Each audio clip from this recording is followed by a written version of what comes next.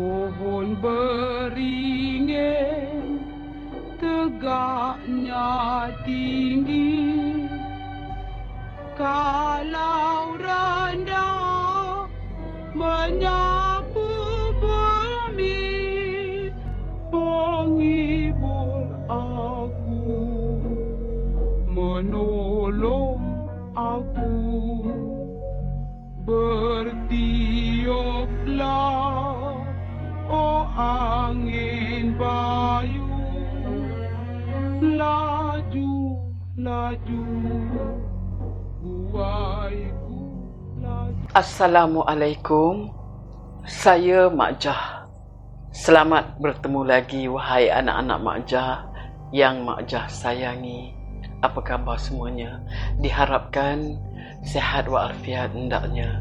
Apapun, bersyukurlah kita kehadrat ilahi kerana Allah telah menganugerahkan kita kesihatan, kegembiraan, keceriaan di dalam kehidupan kita. Apapun pada minggu ini, Mak Jah ingin mengucapkan ribuan terima kasih kepada anak-anak Mak Jah yang sudi mengikuti kisah Mak Jah. Jadi pada minggu ini, seperti biasa, Mak Jah ingin merungkai kisah-kisah misteri, kisah-kisah di alam gaib. Dan kisah pada kali ini adalah mengenai sejenis makhluk halus yang dipanggil hantu raya. Menurut cerita orang dulu-dulu, hantu raya adalah hantu yang dipelihara oleh manusia. Kiranya macam manusia itu membuat perjanjian dengan hantu raya. Jadi, siapakah hantu raya itu? Bagaimana keadaannya? Hantu raya ini, seperti biasa, adalah makhluk halus yang terdiri daripada jin ataupun syaitan ataupun iblis ataupun ifrit. Seperti kita ketahui, kisah ifrit ramai orang sudah tahu di zaman Nabi Allah Sulaiman lagi.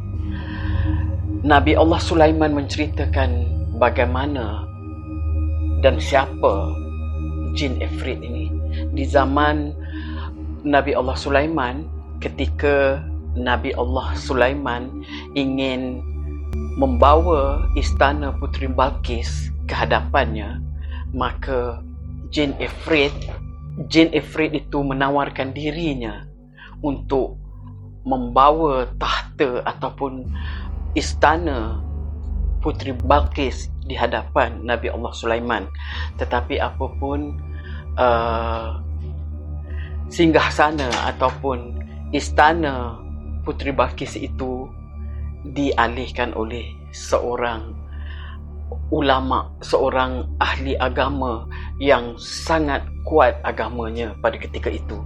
Dan sebagai yang kita ketahui, ifrit ataupun jin, mereka mempunyai kekuatan ataupun kekuasaan yang luar biasa. Kekuatan mereka boleh melakukan apa sahaja. Mereka boleh mengangkat benda yang berat-berat ataupun benda mencederakan manusia lain ataupun membuat kejahatan di atas muka bumi ini. Sebab itulah Allah menyuruh kita, Rasulullah menyuruh kita, jangan berkawan ataupun bersahabat dengan jin atau syaitan ataupun iblis sekalipun. Apa hantu raya itu? Siapa? Bagaimana keadaannya? Ini yang Mak Jah ingin rungkaikan. Hantu raya, menurut ceritanya, hantu raya ini bolehlah juga kita rungkaikan sebagai iblis yang telah membuat perjanjian dengan tuannya ataupun orang yang mengambilnya sebagai khadam, contohnya ingin menggunakan khidmat hantu raya, maka dia membuat perjanjian dengan iblis ini. Jadi iblis ini menawarkan dirinya untuk berkhidmat dengan individu itu, dan ada perjanjian-perjanjian di antara mereka, ada akad di antara mereka. Dan hantu raya ini, menurut ceritanya, hantu raya ini, fizikal mereka ini seperti yang diketahui oleh orang dulu-dulu, ataupun seperti yang selalu kita nampak, berupa orang ataupun lembaga yang agak besar dan juga berbulu-bulu, dan kadang-kadang mempunyai mata yang merah. Dan ada juga hantu raya yang konon ceritanya apabila dia telah kehilangan tuannya, dia boleh menyerupai seperti binatang yang agak besar, yang seperti orang hutan, badan yang berbulu dan mata yang merah. Itu menurut cerita orang dulu-dulu. Tetapi pada pendapat saya, oleh kerana mereka ini adalah di kalangan jin yang asal-usul bentuk mereka boleh berubah-ubah, jadi bentuk yang sebenar-benarnya agak sukar untuk kita ketahui. Kerana hantu raya ini bukan saja boleh merupakan sedemikian rupa, tetapi dia juga boleh meniru, boleh menjelma sebagai tuannya. Contohnya, kalaulah katakan Pak A itu dia membeli hantu raya, contohnya begitu. Kemudian dia pergi ke kampung seberang. Beberapa hari dia meninggalkan kampung itu, dia pergi ke kampung seberang. Hantu raya ini boleh menjelma sebagai tuan dia, menjaga rumah tuan dia, menjaga kebun tuan dia, dan dia boleh mengangkat kayu-kayu yang berat, membuat kerja apa yang disuruh oleh tuannya. Dan kalau dia terserempak dengan manusia lain, atau kalau ada orang yang menegurnya, dia tidak berkata apa-apa, dia hanya memandang sahaja. Itu adalah fizikal hantu raya yang agak menakutkan juga. Menurut cerita orang dulu-dulu, hantu raya ini kadang-kadang dia mempunyai nafsu yang agak luar biasa. Kalau tuan dia tiada di rumah, keluar ke mana sahaja, dia boleh menjelma sebagai tuannya, dan dia boleh meniduri isteri tuannya. Dan ini bagi Mak Jah sangat menakutkan. Hantu raya ini ada makanan dia. Anak-anak nak tahu apa makanan hantu raya? Menurut cerita orang dulu-dulu, tuan yang memelihara hantu raya itu terpaksa menyediakan ayam panggang, telur ayam kampung, pulut kuning. Itu adalah jamuan untuk hantu raya yang dibelanya. Dan dia bubuh seperti ancak, dibubuh ayam panggang, telur ayam kampung, pulut kuning, dan dibagi sajian untuk hantu raya itu.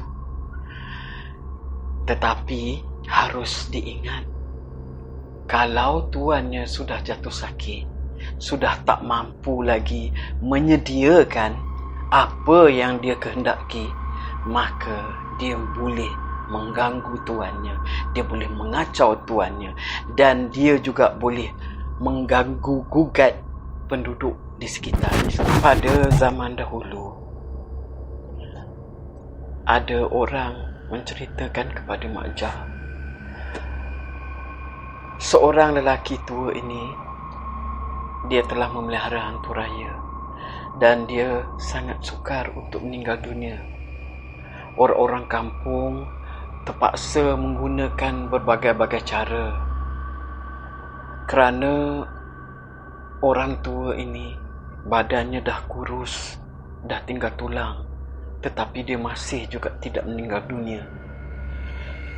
Badannya dah berbau busuk, dah ada ulat di sekitar belakangnya, dan dia masih tak boleh meninggal dunia. Jadi orang kampung berusaha berjumpa dengan ustaz untuk menghalau hantu raya yang ada di dalam badan orang tua ini. Dan ada yang membuka shilling di atas bumbung. Lama kelamaan mereka menggunakan ayat-ayat Al-Quran seperti ayat kursi ataupun apa saja jenis ruqyah untuk membuatkan orang tua ini meninggal dunia. Jadi dengan izin Allah, orang tua ini meninggal dunia. Dan yang menjadi masalahnya sekarang, hantu raya yang dipelihara oleh orang tua ini berkeliaran kerana dia sudah tidak ada tuan. Dan menurut ceritanya, hantu raya ini mempunyai tempat tinggal kesukaan mereka, iaitu di rumah-rumah tinggal. Sebab itulah kalau kita masuk rumah tinggal, kita kena bagi salam. Hantu raya juga suka tinggal di pohon beringin. Bukan saja di pohon beringin, tetapi juga di bawah pokok buluh. Itulah tempat tinggal hantu raya. Di dalam semasa kami membuat penggambaran filem Jangan Pandang Belakang, berbagai-bagai pengalaman yang agak misteri berlaku, agak di luar jangkaan berlaku. Dan apabila kami habis syuting dalam pukul 3 atau pukul 4, oleh kerana kan di dalam scene tu kami menggunakan equipment yang agak besar, jadi P. Ondri terpaksa mengambil jalan shortcut ikut jalan belakang kerana depan tu dia ada crane. Jadi jalan belakang tu banyak orang macam takut nak lalu sebab dia adalah kawasan perkuburan. Tetapi kawasan perkuburan yang agak lama. Jadi di kiri kanannya adalah kubur, di tengah-tengahnya adalah jalan yang bukanlah jalan besar tetapi jalan kecil yang melalui rumah-rumah orang, tetapi kebanyakannya rumah tinggal. Jadi semasa kami naik kereta, Mak Jah dengan PA, biasalah seperti biasa kami pun menempuh jalan, sebab kami tak nak lambat balik kan. Jadi kami pun menempuh jalan yang agak sunyi tu. Dan kebetulan macam pukul 3.4 sekali bila PA tengah bawa kereta, dia pandang Mak Jah macam ni. Dia pandang Mak Jah macam ni kan. Jadi Mak Jah tahu. Mak Jah tahu dia dah nampak sesuatu. Tapi Mak Jah diamkan diri. Tapi pada masa tu Mak Jah tak nampak apa-apa. Sebab Mak Jah hanya nampak spotlight, lampu kereta yang dipasang oleh PA. Sebab jalan tu memang sungguh gelap. Jadi Mak Jah tak nak kata apa-apa. Kami diam aja sampai di rumah rehat. Baru Mak Jah tanya dengan PA. Mak Jah tanya dia, apa yang kamu nampak, PA? Dia kata, apa yang dia nampak sangat menakutkan. Kerana dia nampak satu lembaga, dia lebih kurang macam binatang pun ada. Tapi nak kata binatang, bukan binatang, kerana muka dia macam manusia, tapi bentuk badan dia berbulu. Dan dia ada tangan dan kaki, dan dia merangkak dan besar. Kalau secara logiknya manusia dia takkan jalan merangkak. Tetapi yang ini dia melompat, dia merangkak, dia daripada satu kubur ni, dia melepasi ke kubur lagi satu. Dan dia memandang macam tu. Jadi P. Ondre, dia nampaklah muka dia sangat menakutkan, dia kata.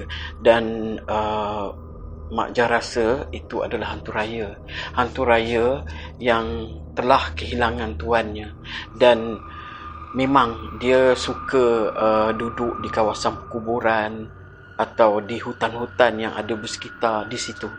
Jadi kebetulan pula kami memang membuat cerita hantu, kisah hantu raya. Memang dia sukalah menjelmakan dirinya.